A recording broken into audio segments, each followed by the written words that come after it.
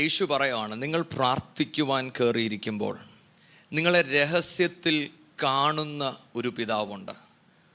There is a heavenly father who sees us. ഈ പ്രാർത്ഥന കേട്ടു എന്നല്ല പറഞ്ഞേ, ഞാനും നിങ്ങളും പ്രാർത്ഥിക്കാൻ ചെന്നിരിക്കുമ്പോൾ എന്നെയും നിങ്ങളെയും ശ്രദ്ധിക്കുന്ന ഒരു സ്വർഗസ്ഥനായ പിതാവ്. പലപ്പോഴും നമ്മൾ പ്രാർത്ഥനയെക്കുറിച്ച് പറയുമ്പോൾ നമ്മൾ പറയുന്നൊരു കാര്യമുണ്ട്, പ്രാർത്ഥന എന്ന് പറയുന്നത് ഒരു എമർജൻസി ലൈനാണെന്ന്. പക്ഷേ ഈ ദൈവവചനം വായിക്കുമ്പോൾ ഈ വചനം എന്നോട് പറയുന്നു, പ്രാർത്ഥന എൻ്റെ എമർജൻസി ലൈൻ അല്ല എന്ന് പറഞ്ഞാൽ, ഞാൻ പ്രാർത്ഥിച്ചു തുടങ്ങുന്നതിന് മുന്നേ, എൻ്റെ ആവശ്യം അറിയുന്നതിന് മുന്നേ എൻ്റെ നാഥൻ എന്നെ കണ്ടുകൊണ്ടിരിക്കുകയാണ്.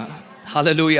ഇന്ന് രാവിലെ നിങ്ങൾ ഇവിടെ ഇരിക്കുമ്പോൾ നിങ്ങളുടെ ഹൃദയത്തിൻ്റെ അകത്ത് ഈ ബോധ്യമുണ്ടായിരിക്കണം, ഞാൻ പ്രാർത്ഥിച്ചത് കൊണ്ടല്ല എൻ്റെ ദൈവത്തിൻ്റെ ശ്രദ്ധ എൻ്റെ മേൽ വന്നത്, ഞാൻ പ്രാർത്ഥിച്ചു തുടങ്ങുന്നതിന് മുന്നേ എൻ്റെ ദൈവം എന്നെ ശ്രദ്ധിക്കുന്നുണ്ട്.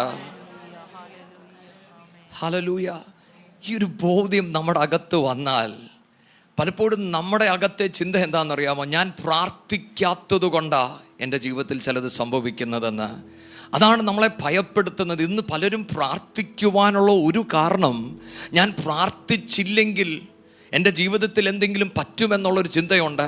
പക്ഷെ ഞാൻ ഇന്ന് രാവിലെ നിങ്ങളോട് പറയട്ടെ, ഞാനും നിങ്ങളും പ്രാർത്ഥിക്കുന്നത് കൊണ്ടല്ല ദൈവം വിടുവിക്കുന്നത്. ഞാൻ മകനും മകളുമാകിയാൽ എനിക്ക് വേണ്ടി കരുതുന്ന ഒരു സ്വർഗസ്ഥനായ പിതാവുണ്ടെന്നൊരു ബോധ്യം, ഈ ബോധ്യം നമ്മുടെ അകത്തൊന്നുണ്ടാകണം. നമുക്കറിയാം, നമ്മുടെ കുഞ്ഞുങ്ങൾ കളിക്കാനായിട്ട് പോകുമ്പോൾ, അല്ലെങ്കിൽ ഇവിടെ തന്നെ അവർ കളിക്കുമ്പോൾ, നമ്മുടെ ഒരു കണ്ണ് എപ്പോഴും അവരുടെ മേൽ കാണും, ഇല്ലേ? നമ്മൾ എത്ര ബിസി ആണെങ്കിലും, നമ്മൾ എന്ത് കാര്യം ചെയ്താലും ഒരിക്കലും നമ്മുടെ കണ്ണ് അവരിൽ നിന്ന് വിട്ടുപോകത്തില്ല. എന്നതുപോലെ ഇന്ന് ഈ ദൈവവചനം എന്നോടും നിങ്ങളോടും പറയുകയാണ്, എൻ്റെ നാഥൻ്റെ കണ്ണുകൾ നമ്മളിൽ നിന്ന് മാറുകയില്ല.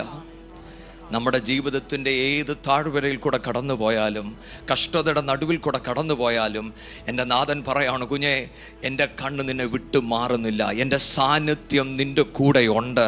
ഞാൻ നിൻ്റെ കൂടെയുണ്ട്. നിന്നെ ഞാൻ ഒരു നാളും കൈവിടുകയില്ല. ഭയപ്പെടേണ്ട, ഞാൻ നിൻ്റെ കൂടെയുണ്ട്.